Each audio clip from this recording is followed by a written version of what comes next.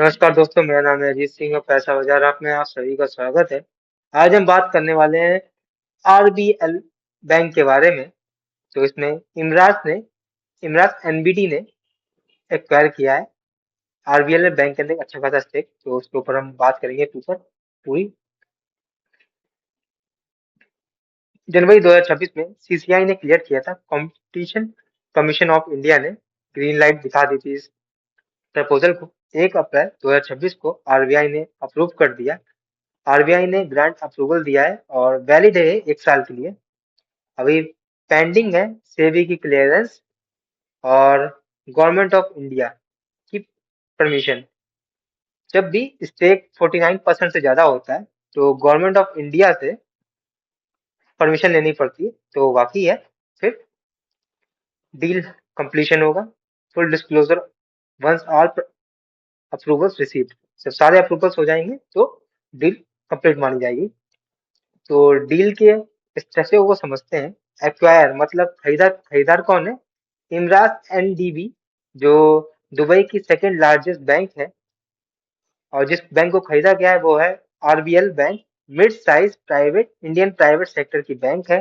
Deal का size है 26,853 crore rupees. Maximum ownership इसमें है 74% की, रख सकते हैं लोग। और मिनिमम ओनरशिप रखनी होगी इन्हें एटलीस्ट 51% की। और वोटिंग राइट की बात करें, कैप्ड है 26% का वोटिंग राइट, जो बैंकिंग रेगुलेशन एक्ट 1949 से आता है। बैंक का स्टेटस क्या रहेगा? बैंक ऑपरेट करेगी जैसे करती है सब्सिडरी ऑफ इमरास एनबीडी के अंदर। प्रमोटर्स चेंज की बात करें, बस प्रमोटर्स जो ऑफिशियल प्रमोटर होगा वो इमरास एनबीडी बन जाएगा ऑफिशियली तौर पर। डील के मैकेनिज्म समझ लेते हैं ओनरशिप और कंट्रोल का। तो इसके बाद ये परमिशन है, इसके बाद 74% तक की स्टेक एक्वायर कर सकता है। तो मेजोरिटी ओनर बन जाएगा और ऑफिशियल प्रमोटर बन जाएगा। इनके पास बैंकिंग रेगुलेशन एक्ट 1949 के अकॉर्डिंग वोटिंग राइट रहेगा 26% का। तो वोटिंग राइट कैप से क्या होता है कि कोई भी फॉरेन एंटिटी है वो एब्सोल्यूट मतलब पूरी तरह से कंट्रोल नहीं कर सकती किसी कंपनी के ऊपर। और इनको मेंटेन करके रखना है 51% स्टेक हर समय अपनी कंपनी के अंदर, मतलब बैंक के अंदर। अगर हम आरबीएल बैंक को देखें तो ऑफिशियली एक सब्सिडरी बन गई है इमराज एनडीबीडी की।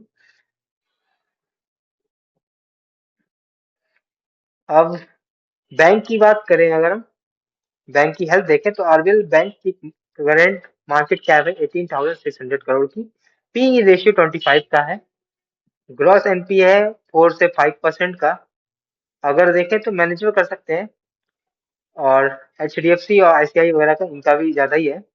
और जो डील हुई है इसमें ये कैपिटल इंजेक्ट की जाएगी 26,853 करोड़। और इससे कंपनी की बैलेंस शीट है वो मजबूती में आएगी आरबीएल की। और इनका जो कैपिटल एडुकेसी रेशियो सीएआर वो भी इम्प्रूव होगा। बेटर कैपिटल पोजीशन मिलेगी आरबीएल बैंक को। और बैंक की जो लोन बुक है वो ग्रो होगी एग्रेसिवली।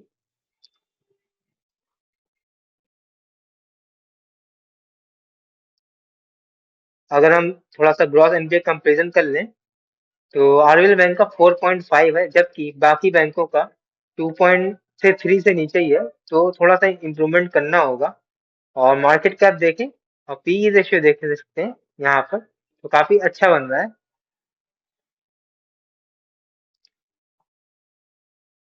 स्टॉक की बात करें, पिछले 1 साल में 72% का रिटर्न दिया है आरबीएल बैंक ने। और पिछले 3 साल में 106% का रिटर्न दिया है।